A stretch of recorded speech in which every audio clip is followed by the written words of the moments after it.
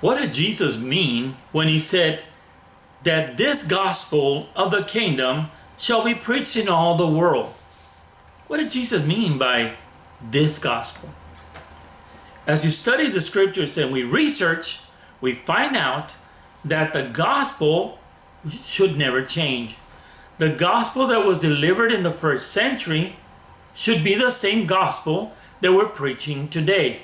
And that's why Jude says in verse 3 that we must contend for the faith that was once delivered to the saints.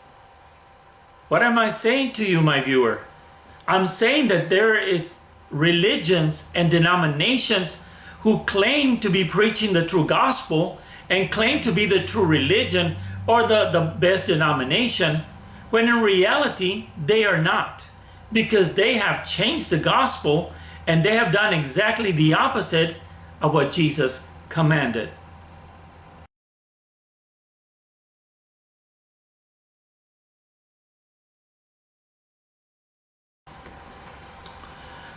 Listen to these verses. It says in Galatians 1, verse 7 and 8, which is there's not another gospel, but there be some that trouble you and would pervert the gospel of Christ. How do you pervert the gospel of Christ? When you teach and add or take away from the original gospel of the first century. Verse 8 says, but though we or an angel from heaven preach any other gospel unto you than that which we have preached unto you, let him be accursed. Here the apostle is saying, the gospel that we preached unto you, hold on to that. Don't listen to any other gospel. Don't listen to anyone preaching another Jesus. Hold on to the gospel that we, the apostles, preached unto you. Take care of it, protect it, contend for it. That is what the Bible teaches about the true gospel of Jesus Christ.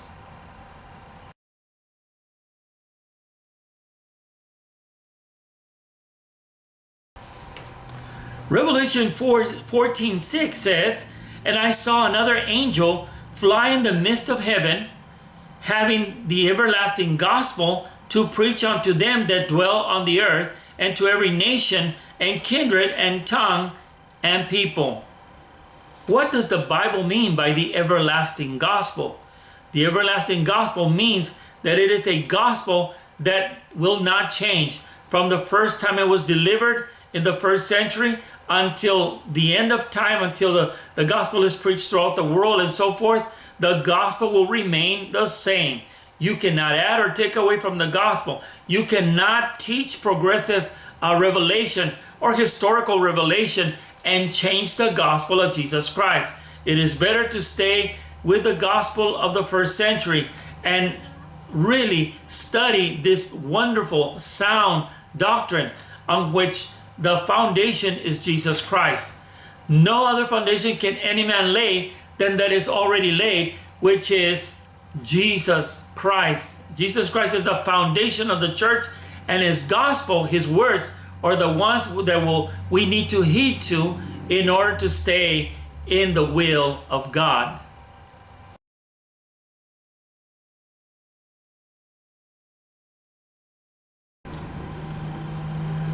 Now let's look at John chapter 12 and verse 48.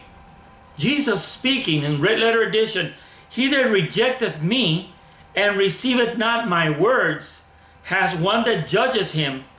The word that I have spoken, the same shall judge him in the last day. The word here is logos. So if you change it to logos, it says, if he that rejected me and receiveth not my words has one that judges him.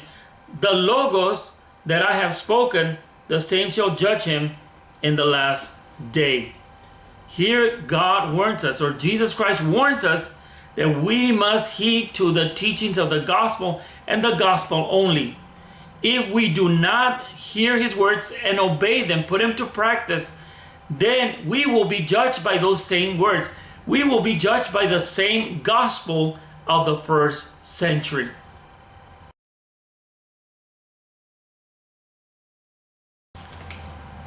What does the Bible tell us about how the gospel was going to be attacked. Well, the Bible tells us to contend for the faith that was once delivered. It also warns us to be aware that many are going to be deceived by philosophy and vain deceit. The Bible also warns us that the traditions of men can change the gospel also. It says that if the doctrine is not according to the doctrine of Christ, if it is not after the doctrine of Christ, then it is deception. The Bible warns us about fables, made up stories, and it says that beware of teachers who teach fables within the gospel. And there's a lot to say about that.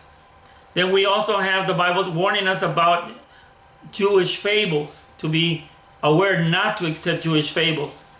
And then the Bible also warns us about the commandments of men, not to listen or obey the commandments of men, but to follow the commandments of Christ. And it warns us that in the last days, men will be speaking lies in hypocrisy, and they will be teaching another gospel.